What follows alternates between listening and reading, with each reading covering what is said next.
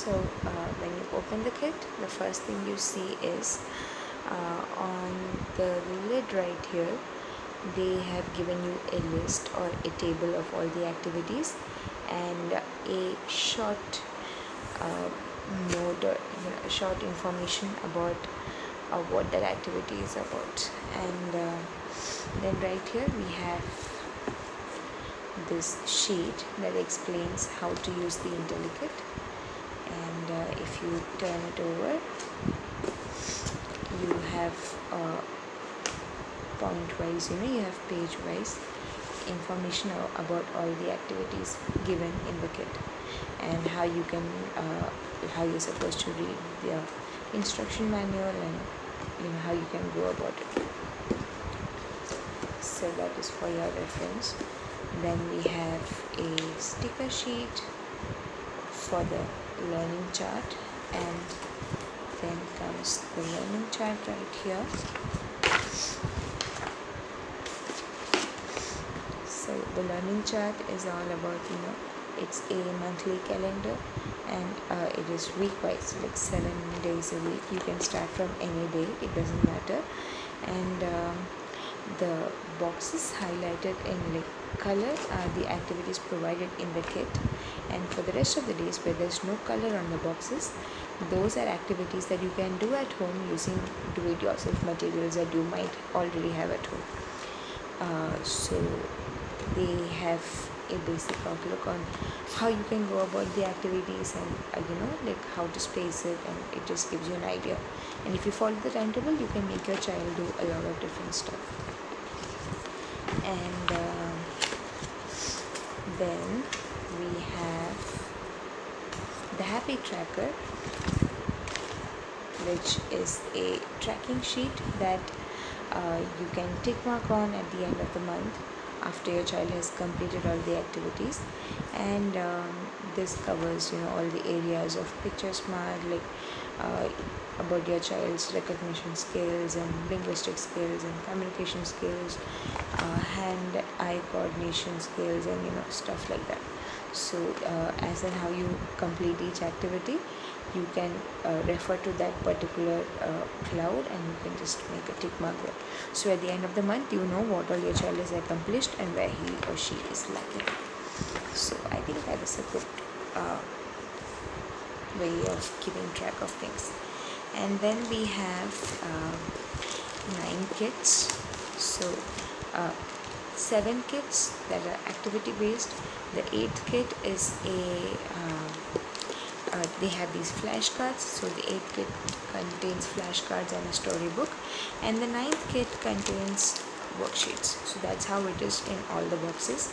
I have been subscribing this for last 3 months, and out of the 3 boxes that I've received, this one is by far the best. So we have 1, 2, and so on to the end. So let's take a look at them one by one. So when you open the first kit, it looks like this. It comes with this instruction manual or a guide on how to go about the activity. It also gives you a list of what materials are provided and how you need to set it up.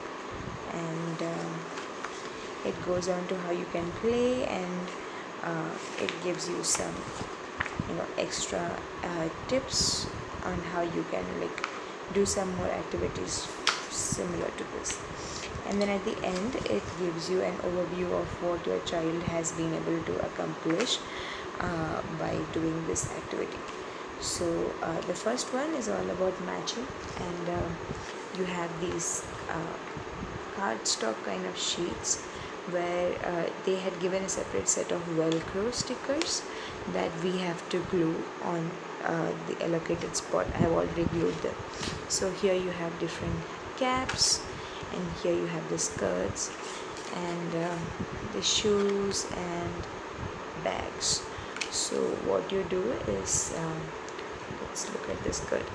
So and you have these tokens. These are made of very thick cardstock. They are like cardboard, and you have to glue the other side of the Velcro onto this. You can just stick it because it's a sellotape kind of sticker thing. So you teach your child to match the color. No, yes, and that stays there. The same thing with the cap. Yeah, so does it match the shirt? No. Yes, dots and dots. Are they stars? If they are stars. Sorry. So, and you just match it there. So once your child has finished playing with it, you can pull it off, store it back, and this can be used over and over again. Same goes for backpack. You have to match the shape. Yep. So and on this side you have the shoes. Yeah, so matching shoe, no, yes, that's the one. So I think this makes a very good activity for 2 to 3 year age group. Like my toddler really loves it, and he loves these kinds of activities. So I think this is a very good thing that they've given us, because it can be used over and over again, and because the velcro is there, if your child sticks it on top of that, it's not going to come off, it's not going to fall off easily. And I think that's way better than just keeping the token on top of the area where it can just move and slide off. So I think this is way neater and better organized. Let's look at the next one. So the second activity is all about warm-up and exercise.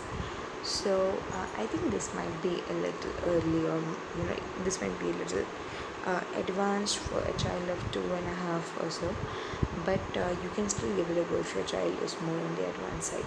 So this comes again with a guide, and it comes with these thick cardstock flashcards kind of thing, where the different kind of poses are shown, and if you follow them, on one side it's the girl and on the other side it's the boy. So if you follow them from step 1 to step 8, you would probably do a set of exercises. And they have given these 2 colored ribbons that you need to tie on your child's hands, so that I don't know, maybe the purpose is to help them color coordinate between left hand and right hand. And I haven't tried this out, so I don't know how useful it is, but you could probably do these poses and make your child mimic and copy and do the same as you. So this is all right, I guess. Okay, let's go look at the next one.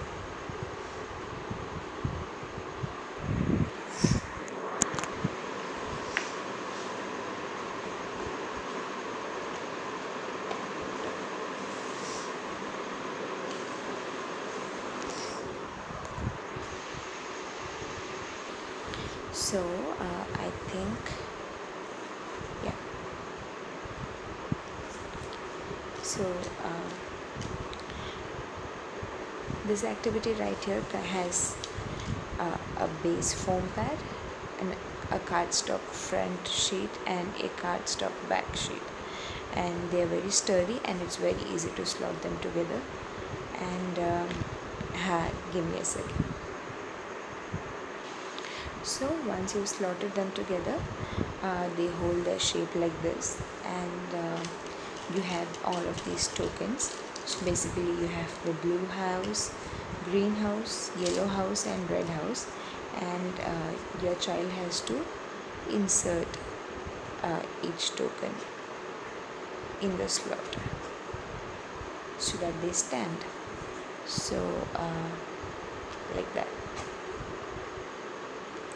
And you have other characters also. They are dressed in red and in blue and in yellow and in green.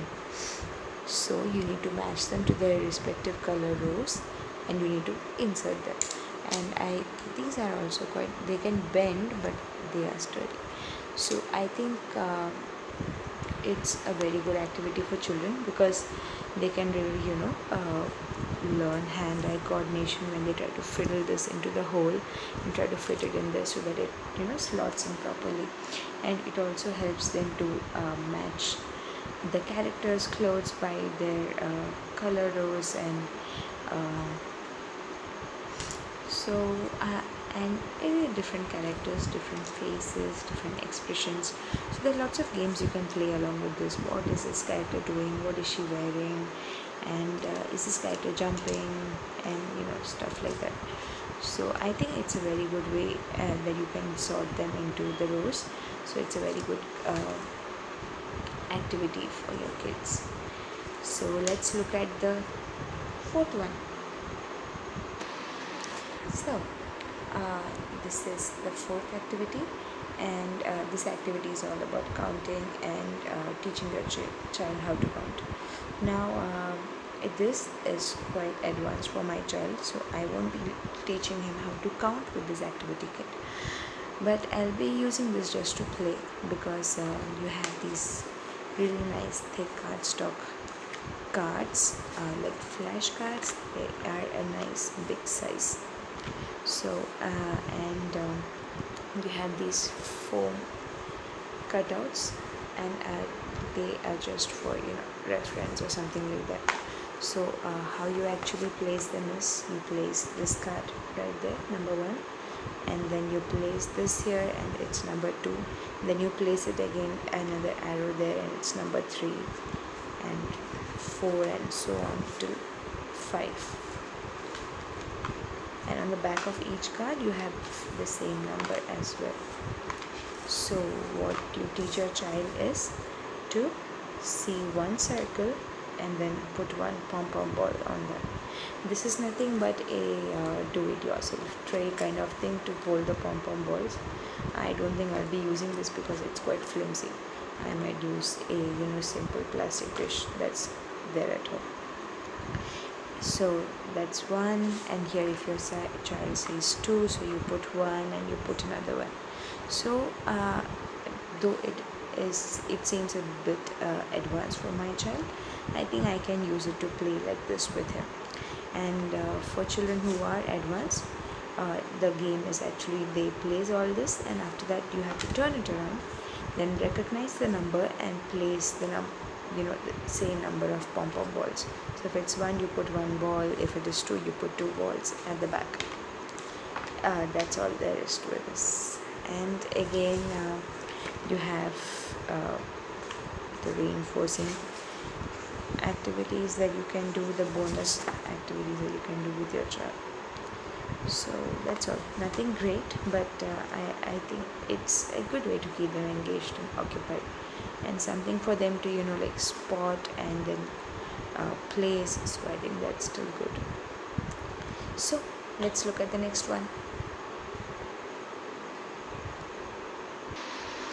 Okay, so activity number 5 is about it comes with the instruction kit, and then it comes with this cardstock, not very thick cardstock but cardstock, and it has all these empty spaces here where you need to place these cards. So the aim of this game is to make your child identify which games are played in water, like which are the water sports and which are played on land. And your child has to learn, identify the sports, and then place the cards accordingly. So this child is swimming, so it has to be placed there, and this child is half in the water, half outside, so she might be somewhere here or maybe here. Yeah, I think it fits here. And this is a sack race, and then maybe that comes somewhere here, maybe no, it comes here. So I think this is a bit too advanced for ages 2 to 3. I don't know if it's only my child or if others are like on par with this, but this is definitely way advanced, I think, for a 2.5-year-old kid. So I think I would save this for later when my child is older, and then use it for him. And I might probably buy those sticky velcro stickers that I can stick here and stick there, so I don't have to worry about the cards sliding off. And when my child plays with it, I can, he can just stick it on top of that like the other kit that you saw, and it would be much neater. So this kit is for later according to me. I don't think I can use it right now for myself.